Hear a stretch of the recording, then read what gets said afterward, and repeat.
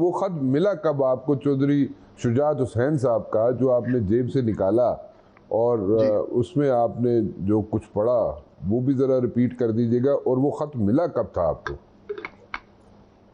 मैं अपने ऑफिस में बैठा हुआ था तो मुझे वो खत आके मिला।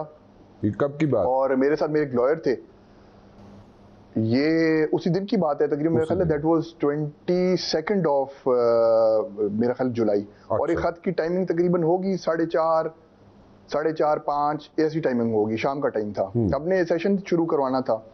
तो मैं मैं अंदर अपने डायरिंग रूम में चला गया। मैंने अपने लॉयर को बुलाया। मैंने लॉयर से कहा कि मैंने कहा जी वो यूं मुझे खत मौसूल हुए, आप जरा पढ़ भी लें। उन्होंने पढ़ लिया। मैंने कहा कि अब हमने क्या करना है, आप जरा किसी सीनियर लॉयर से बात करें ताकि हम उनका मशवरा लें कि हमने क्या करना है। अच्छा। तो उन्होंने मेरे सामने एक सीनियर लॉयर से बात की। उन्होंने कहा कि जी आप इस खत को तस्दीक करने के लिए आप चौधरी साहब से बात करें। मेरे पास अभी भी टाइमिंग मेरे मोबाइल में पड़ी हुई है। अच्छा। मेरा ख्याल गालिबन वो 5:20 थे या 5:15 थे। मैंने किया उनके घर वाले नंबर पे कॉल। अच्छा। क्योंकि आपको पता है चौधरी साहबान का घर, वो ऑपरेटर और सिस्टम सारा एक ही है, तो वो कनेक्ट नहीं करके दे रहे थे आगे मुझे चौधरी शुजात साहब की तरफ। अच्छा। तो इनको मेरा ख्याल इतला भी हो गई। फिर मुनसलाई साहब उधर चले गए। इतने में फिर मैंने मेरे पास मोबाइल नंबर था चौधरी सालिक साहब का। अच्छा। तो आप उनसे भी पूछ सकते हैं। फिर मैंने उनको कॉल की और मैंने कहा कि जी वो यूं मुझे खत मौसूल हुई है, अगर आप मेरी चौधरी शुजात साहब से बात करा दें। तो चौधरी साहब ने बिल्कुल कहा कि जी बिल्कुल ये मेरा ही खत है। और मैंने 2-3 मरतबा रिपीट किया, उन्होंने उसी बात को रिपीट किया। फिर मैंने दोबारा तस्दीक करने के लिए मैंने उनके बेटे से पूछा। अच्छा। फिर उनके बेटे ने भी कहा जी बिल्कुल वाले साहब ने खत दिया ही है। अच्छा। और फिर उसके बाद असेंबली का सेशन हुआ। फिर आपने देखा जो सारा कुछ हुआ। Were you able to clearly hear Chaudhry Shujaat Hussain साहब ओवर द फोन? जी और उन्होंने कहा कि हाँ जी मेरा ही खत है। अब इतना तो मुझे अंदाजा जी बिल्कुल तो मुझे समझ आ गई थी। जब मैंने उनसे पूछा तो उन्होंने कहा जी बिल्कुल, इतनी बात तो समझ आई थी उनकी। अच्छा। और फिर मैंने तस्दीक की उनके बेटे से। उनके बेटे उनके साथ थे। उनके बेटे से मैंने तस्दीक की। मैंने कहा जी चौधरी साहब ये कह रहे हैं, आप वसीयत थे उनके बेटे, आप क्या कहते हैं? उन्होंने कहा जी बिल्कुल वालिद साहब यही कह रहे हैं। अच्छा। जो उन्होंने आपको कहा यही बात कर रहे हैं। ठीक ठीक। अच्छा, फिर उसके बाद जनाब आपके साथ जो असेंबली में होता है, पंजाब असेंबली में, उसका तो आप बता चुके हैं किस तैयारी से सब कुछ हुआ आपके साथ, जो कुछ आपने। ये तो मुबशिर भाई ये तो छोटी मोटी बातें थी। आप यकीन करें कि मुझे जो स्टाफ जो मिला हुआ था, इन्होंने मेरे घर से स्टाफ वापस मंगवा लिया। मेरे घर पे कोई स्टाफ नहीं था। I was in my village. अच्छा। ये लोग बहुत बिलो द बेल्ट ये लोग चले गए थे, आप यकीन माने।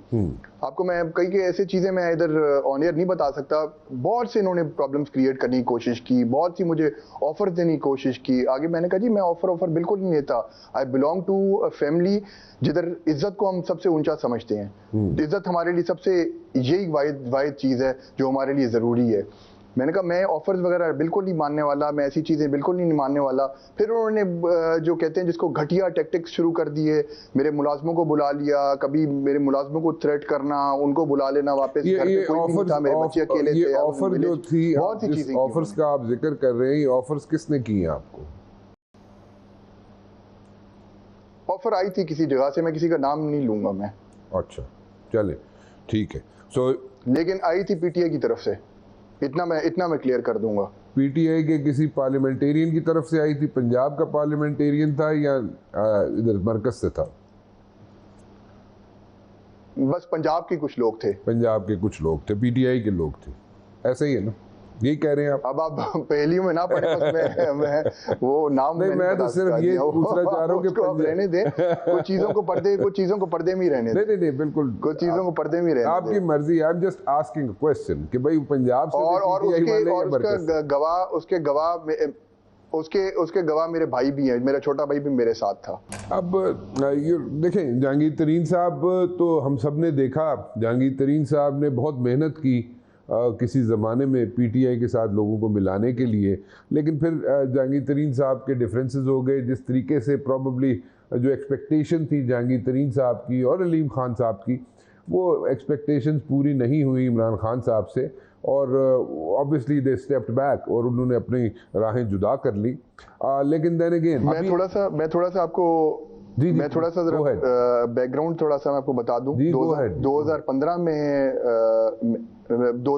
मुबशर भाई मैं आई ज्वाइंड पीटीआई बिकॉज ऑफ तरीन साहब यहाँ पे आए, इसाक खान खाकवानी साहब आए, जिधर से मैं अभी बैठ के इंटरव्यू दे रहा हूँ इसी जगह पे, और उन्होंने they came and convince my grandfather, और उन्होंने बड़ी कोशिश की उनको कहने की। फिर उन्होंने ये कहा कि यंग पार्टी है और सारा यंग जनरेशन के लिए हम सारा काम करें पीटीआई वाले और इधर उधर। तो उसी वजह से फिर मैंने ज्वाइन किया उनको, और फिर उसके बाद आई वॉज पार्ट ऑफ सूबा महाज भी एक बना। और लेकिन मैं समझता हूँ कि जो पीटीआई पहले थी वो 2018 से पीटीआई और थी, एक इमरान खान का स्टांस और था, 2018 के बाद एक और स्टांस था, और 2022 के बाद जब इमरान खान को नो कॉन्फिडेंस के थ्रू निकाला गया उसके बाद उनका स्टांस और तब्दील हो गया, जो कि बहुत अफसोसनाक स्टांस था। आपने देखा जो वाकयात हुए अभी 9th ऑफ मई को हुए पाकिस्तान ने, पूरी दुनिया ने देखा, और आप देखें कि अभी बहुत अफसोसनाक और शर्मनाक चीज़ें होती रहीं। आपने देखा कैसे अटैक्स किए गए, घरों पे अटैक्स किए गए, कोर कमांडर हाउस पे अटैक किया गया, जीएचक्यू पे अटैक किया गया, और बहुत से आप देखें जो शोहदा जिनके स्टैचूज बने हुए थे या जिनकी जो भी व्हाटएवर दैट वाज, उनको किस तरीके से बेहुरमती की गई।